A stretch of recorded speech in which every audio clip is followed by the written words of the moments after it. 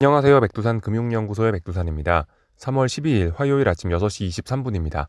미국 증시의 조정이 이어지고 있습니다. 어젯밤 S&P와 나스닥은 하락 마감했죠. 그러나 급락 폭락은 아닙니다. 그죠? 그냥 가볍게 조금 약한 조정을 이어나간 거예요. 가벼운 조정. 금요일 날 급락했던 그 영향을 받고 있다라고도 볼 수 있을 거고요.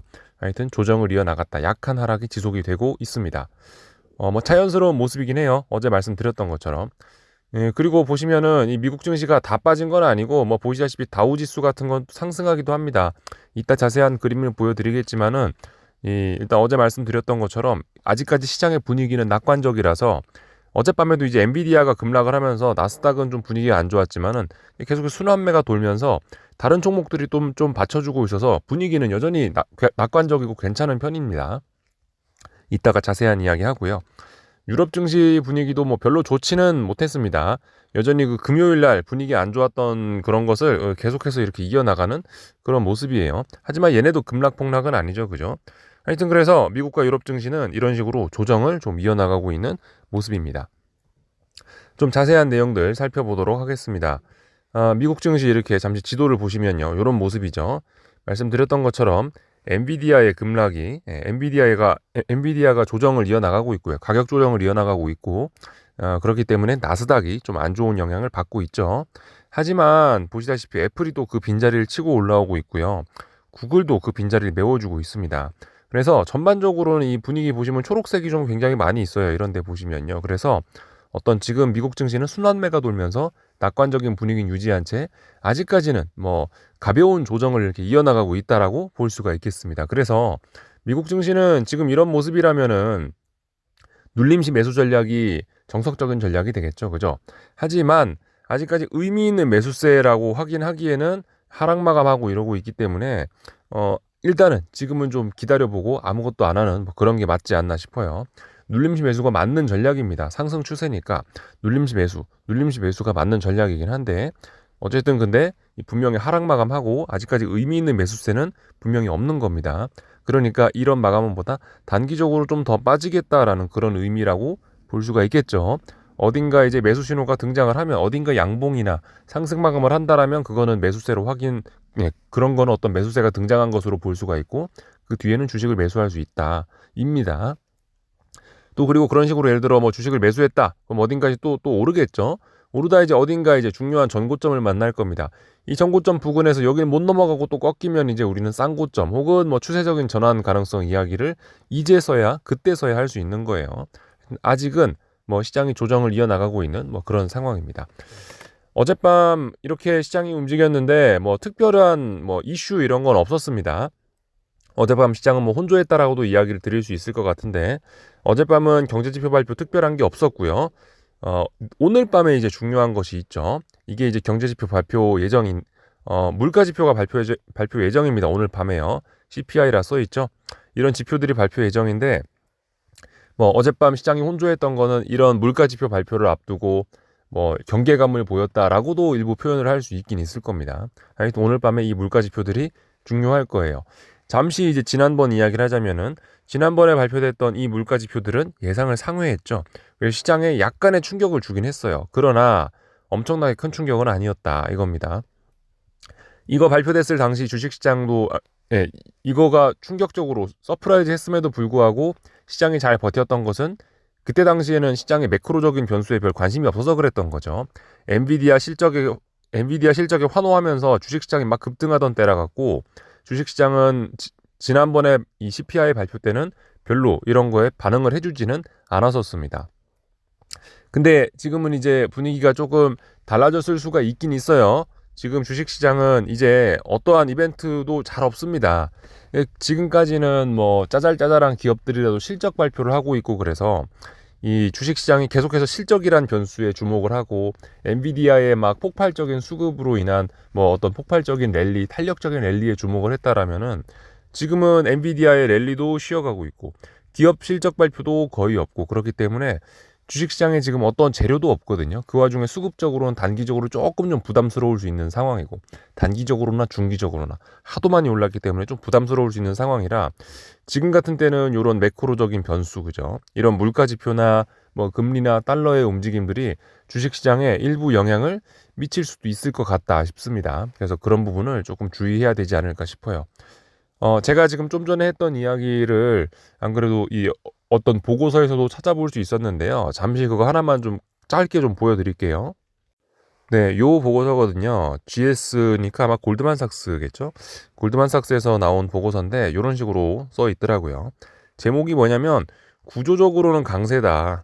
근데 전술적으로는 우려가 느껴진다라고 이렇게 표현을 했습니다. 정말 적절한 표현인 것 같아요. 아직까지 주식시장이 뭐 추세적으로 전환한다라는 그런 신호, 위험 신호는 아직까지 없다라고 말씀드렸습니다. 물론 저는 이제 지금이 가장 위험한 때일 수 있다. 실업률이 고개를 들고 장단기 금리차가 어쩌고 저쩌고 해서 전반적으로 위험한 시기라고 말씀은 드리고 있으나, 우려가 되는 시기라 말씀은 드리고 있으나, 사실 아직 주식시장에 대놓고 어떤 추세 전환의 신호나 어떤 위기의 징후 이런 건 아직까지는 없단 말이죠. 예. 그렇기 때문에 구조적으로는 강세다라는 표현을 하고 있습니다. 하지만 전술적으로는 우려가 느껴진다. 왜 전술적으로 우려가 느껴지냐면은 제가 말씀드렸던 것처럼, 예, 제가 이미 말씀드렸던 것처럼 10월 달부터 시작해서 지금까지 정말 쉼 없이 의미 있는 조정도 잘 없이 정말 빠른 속도로 올라왔단 말이에요. 제가 예전에 보여드렸던 데이터긴 한데 17주 중에서 15주가 상승한 게 1970년인가 80년 이후로 지금이 처음이라 그러죠. 그러니까 한편으로 이야기를 하면은 지금의 주식시장의 랠리는 거의 30년 만에 보는 주식시장의 랠리, 혹은 일부 지표들은 IT 버블 때와 혹은 2008년 금융위기 때 시세와 버금가는 그 정도 시세라고 지금 표현을 할 수 있거든요. 그러니까 기술적으로는 부담스러우니까 전술적으로는 우려가 느껴진다라고 이렇게 표현을 하고 있습니다. 매우 적절한 표현인 것 같긴 해요.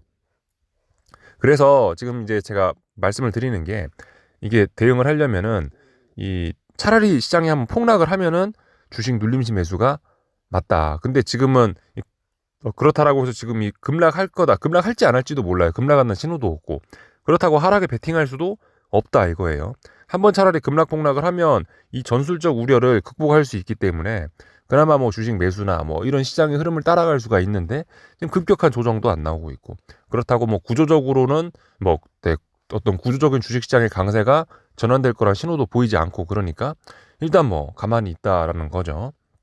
그래서 이런 이야기들 좀 드려봤습니다. 그리고 참 여기 이런 이야기도 하긴 하더라고요. 실적 발표가 끝났기 때문에 이제는 매크로적인 변수들에 시장이 주목할 수밖에 없다라고 이렇게 써놨으니까, 하여튼 그래서 오늘 밤에 있는 물가 지표가 좀 시장에 어떤 변화를 유발할 수도 있겠다라는 생각이 들긴 합니다. 이런 부분 한번 생각을 해볼 필요가 있을 것 같아요. 그래서 이런 내용을 좀 보여드렸고요. 기술적인 이야기들 이제 조금만 하고 마치도록 하겠습니다. 어젯밤 유럽 증시 상황이에요. 예, 유럽 증시 상황. 조정을 이어나간 거죠. 어쨌든 하락 마감하긴 했습니다. 하락 마감했으니까 조정을 이어나갔다. 그러나 급락 폭락은 아니죠. 지켜야 될 자리는 지키고 있는 모습입니다. 그래서 이런 모습을 보면 일단 기간 조정을 하겠다라는 이런 의지를 보이는 것 같습니다. 유럽 증시 그냥 간단하게 모양만 봤고요. S&P 지수입니다. 미국 S&P 지수 보시죠. 양봉이 나왔습니다. 이런 거는 어떤 매수세라고 할 수 있을 것 같아요. 워낙 추세적으로 강한 장이기 때문에 일단 그래도 양봉이 나왔다. 이런 거면 어떤 매수세라고 확인을 할 수 있겠고, 오늘 밤 이 정도 가격을 지켜준다라면은 눌림시 매수 전략 해볼 수 있겠죠. 이런 생각. 어쨌든 근데 이거는 하락 마감입니다. 하락 마감. 일단은 당장 엄청나게 의미 있는, 당장 오늘 밤에 올라간다 그런 거를 이야기하기는 좀 어려운 거죠. 분명히 아직까지 지난 금요일에 하락을 극복하지 못했고 조금 더 약한 분위기입니다. 단기적으로 조정이 좀 더 이어질 수 있긴 있어요. 오늘 주식을 매수하시고 싶다 그러면 오늘도 안 빠지면 됩니다. 오늘도 이 자리에 주식이 빠지지 않는다면은 이 눌림시 매수를 할 만한 근거가 있긴 있는 거죠. 나스닥 한번 볼까요? 나스닥은 분명히 약합니다. 나스닥은 엔비디아의 하락 때문에 분명히 이것도 조정을 더 이어나가겠다라는 거고, 아래 꼬리가 좀 달리긴 했지만 S&P처럼 그런 의미가 좀 강하지는 않습니다. 이런 거 같은 경우는 그냥 일단 계속해서 더 빠진다라고 볼 수가 있겠어요. 약한 지지력이 있긴 있어요, 이쪽에. 그렇기 때문에 뭐 이렇게 버틴 것이긴 하나, 이것은 일단은 조정 지속의 의미가 있는 거고요. 아직까지 눌림시 매수하겠다라고 하기에는 아직까지 어떤 매수의 근거는 조금 모자란 상황입니다. 더 빠질 수 있는 거예요. 이렇게 나스닥이 약한 것은 엔비디아의 하락 때문이죠. 엔비디아도 이거 뭐죠? 일단 조정을 더 이어나가겠다라는 그런 의지를 이렇게 보여주고 있는 겁니다. 매수세 아직까지 보이지 않죠. 만약에 이제 오늘 밤에 어떤 양봉이 등장하거나 아니면 뭐 상승 마감을 하거나 그럼 이제 눌림시 매수하면서 위쪽으로 올라간다라고 이렇게 볼 수 있겠죠. 엔비디아. 다 봤고요.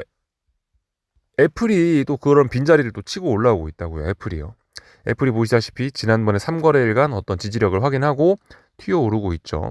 비록 음봉이지만 이런 거는 일단 분명 상승, 어떤 1% 가까이 상승 마감한 거기 때문에 일단 더 올라갈 수 있다라고 봐주는 게 좋을 것 같죠. 그러니까 어쨌든 이런 모습이 엔비디아는 하락하고 애플은 상승하는 게 이게 지금 시장의 순환매가 돌고 있는 이런 모습이죠. 그러니까 아직까지 시장의 낙관적인 분위기는 여전히 있는 겁니다.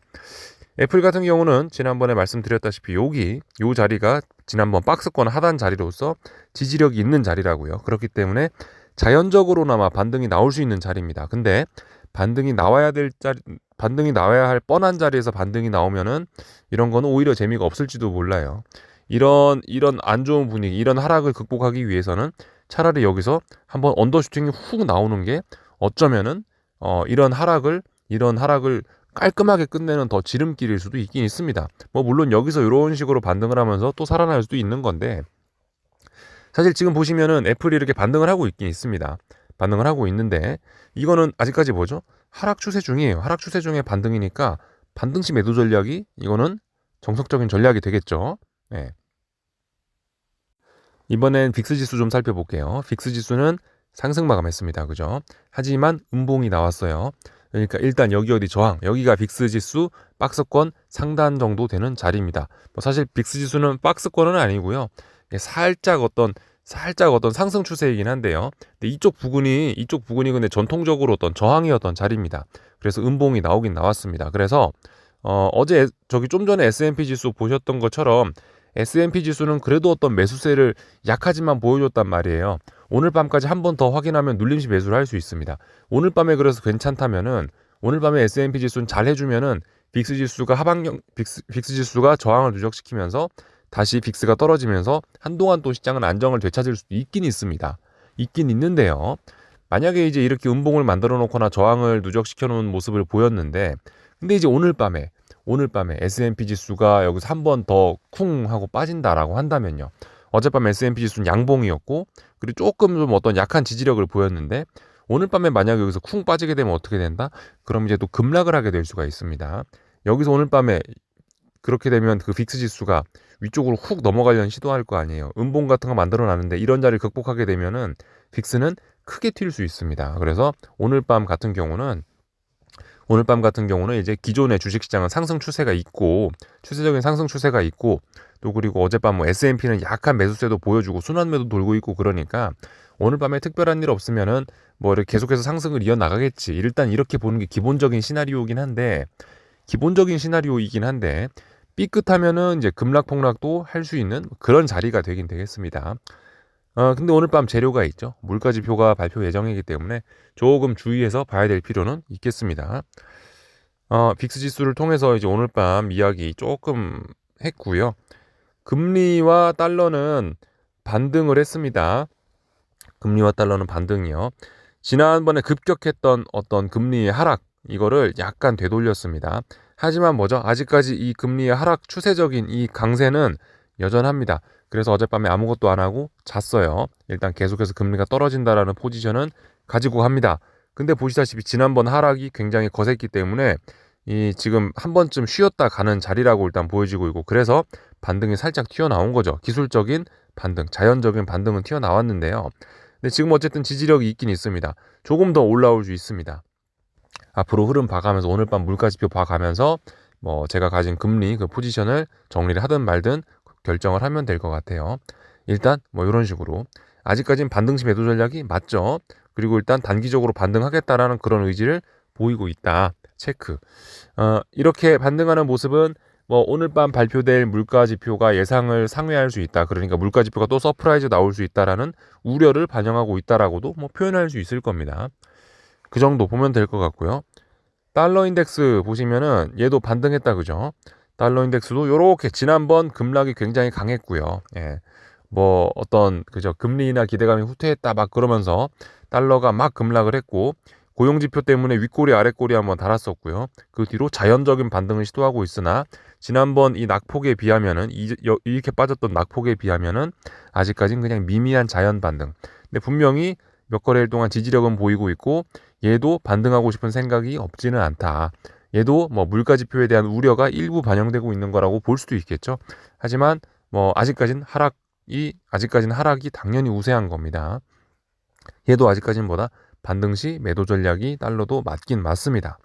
근데 일단은 여기에 지지력은, 단기 지지력은 만들어 놨죠. 그죠? 예. 그래서 여기까지 보면은 될 것 같습니다.